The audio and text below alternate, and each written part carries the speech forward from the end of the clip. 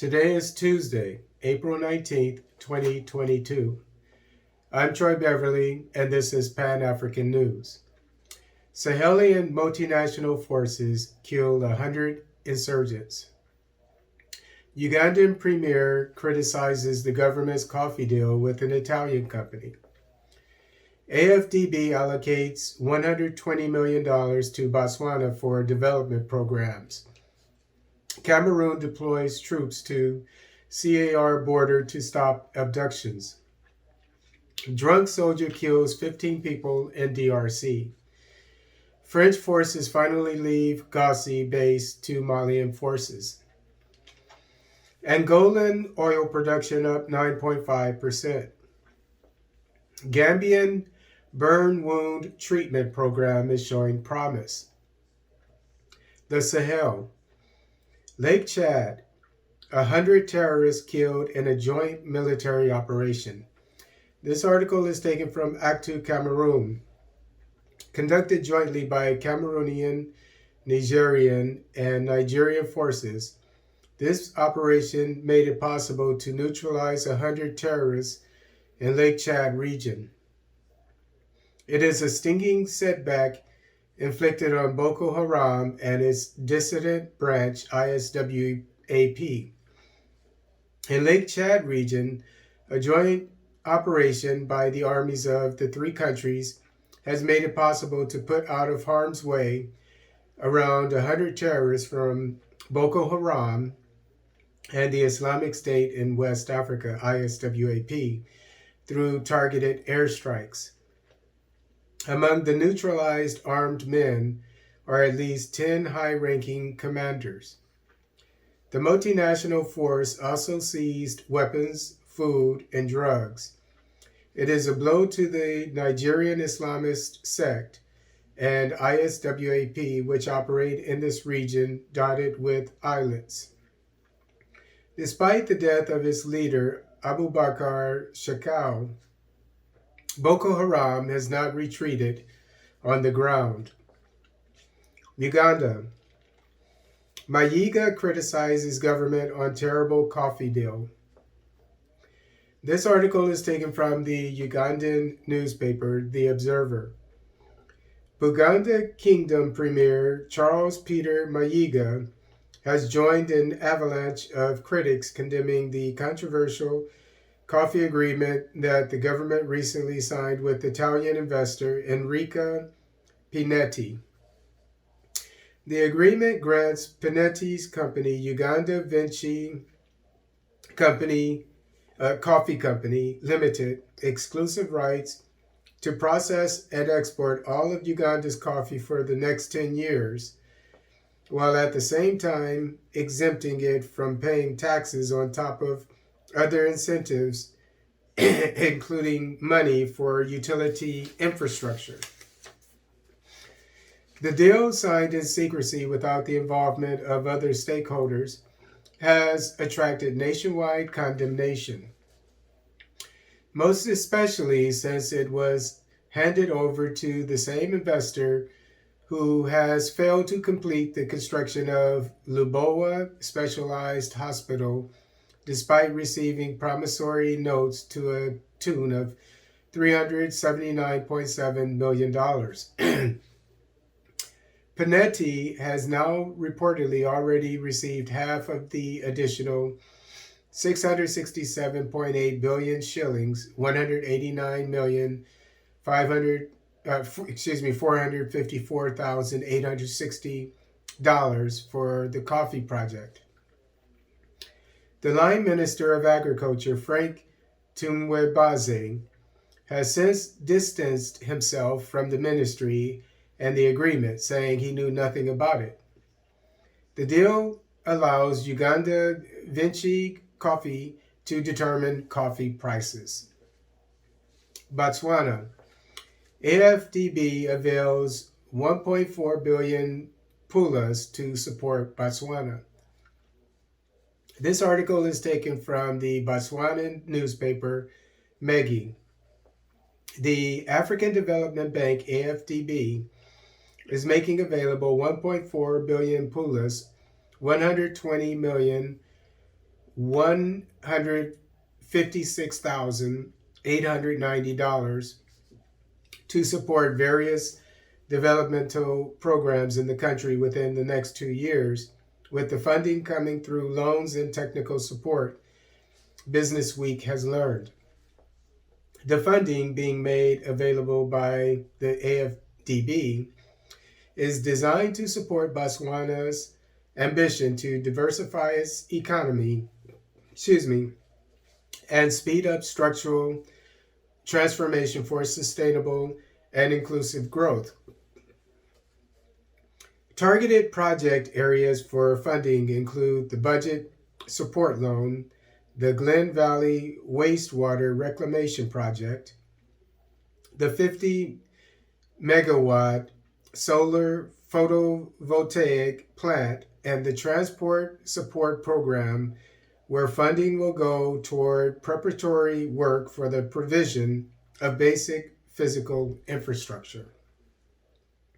Non-lending support will include support for regulatory reforms in the energy sector, building government capacity for public-private partnerships, PPP, helping the Botswana Stock Exchange to execute key capital markets development activities, and supporting the country's climate change mitigation strategy and boosting women-led enterprises.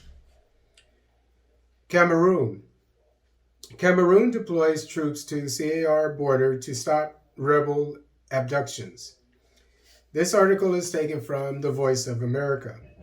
Cameroon's military has deployed hundreds of troops to its eastern border with the Central African Republic after CAR rebels this month abducted at least 35 people. The military says the rebels are targeting merchants, farmers, and ranchers and stealing money and cattle. Cameroon's military says scores of troops on Monday raided villages and forests on its eastern border with the Central African Republic to free civilians held captive by CAR rebels. Speaking via a messaging application, Colonel Dominique Joka says he led troops on the rescue mission in Beri, a border administrative unit where rebels were holding hostages. When we arrived, unfortunately, the suspected rebels saw us, so they opened fire, but we reacted immediately, and in the confrontation, they ran away. Before running away, they killed one hostage, and one was seriously wounded, so he died. However, out of the 7 we liberated, 5 arrived home safely. We keep on asking the population to cooperate to give us information at the appropriate time so that we can react, he said. Joka says some of the rebels escaped across the porous border while others are still hiding in forests in Cameroon. He said they deployed hundreds of troops to the area to flush out the rebels, who have abducted at least 35 civilians in Cameroon in the past 3 weeks. DRC. Drunk soldier kills 15 in eastern DR Congo. This article is taken from the French newspaper AFP. 2 drunken Congolese soldiers have gunned down a total of 15 people in separate attacks in volatile eastern DR Congo, authorities said Monday. One inebriated soldier killed 8 passengers and wounded 7 on Monday aboard a boat on Lake Tanganyika, South Kivu Province's Fizi Territory.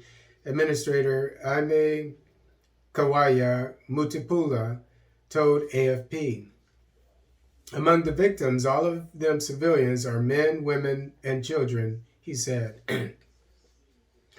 Local army spokesman Mark Elongo said the soldier, Lukusa Kambamba, was then lynched by angry residents before he could be arrested and died from his injuries. On Sunday, another soldier shot dead the bodyguard of a colonel before killing the colonel and 5 civilians at Bambu in Jugu territory, the local authorities announced in Ituri province. The soldier had been disarmed by his colleagues the previous evening because he was drunk.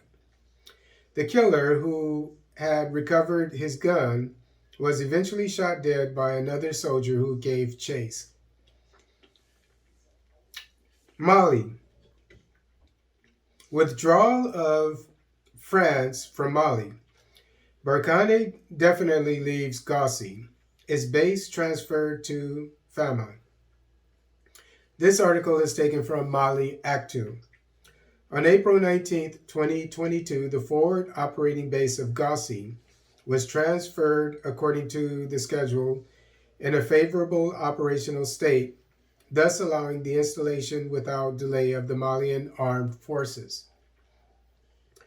At the time of Barkhane's departure, it is now up to the Malian forces alone to ensure the protection of the population of Gossi, support for their development, and the continuation of the fight against the groups that terrorize them. Angola. Crude production up 9.5%. This article is taken from Jornal de Angola. In March this year, crude oil production reached a total volume of 35,417,000 barrels, representing an increase of 9.5% compared to the previous period, February. In February, oil production was 32.327 million barrels. Average daily production in March was set at 1.142 million barrels, according to the monthly report published by Petro Angola, an Angolan company that provides information on oil, gas, and renewable energy. According to the March report, Angolan crudes were traded at a premium in relation to Brent, with the combination of the prices of the most valued crudes in international markets reaching an average value of $114.29 per barrel, settling at around $3.34 above the value of Brent.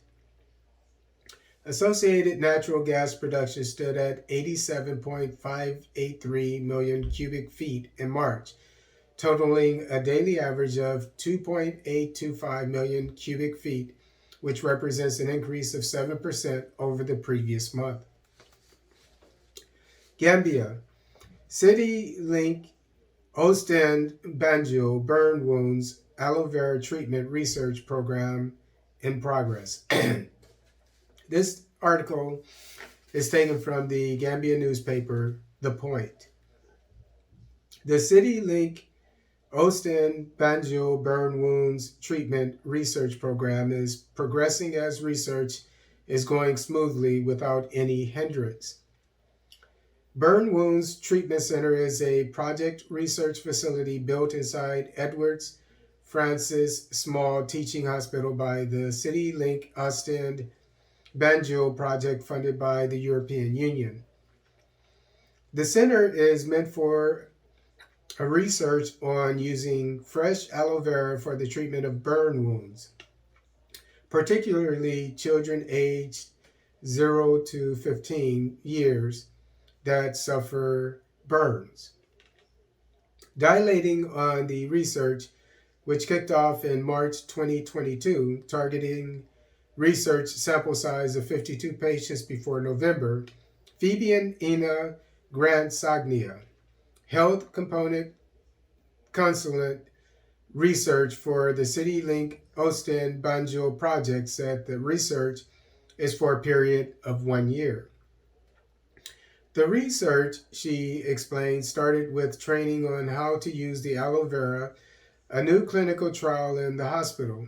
Initially, we just wanted to use aloe vera as case study, but after the submission of our research proposal with the EFSTH and UTG, it became a comparative study because the old method of treating burn wounds cannot be abandoned.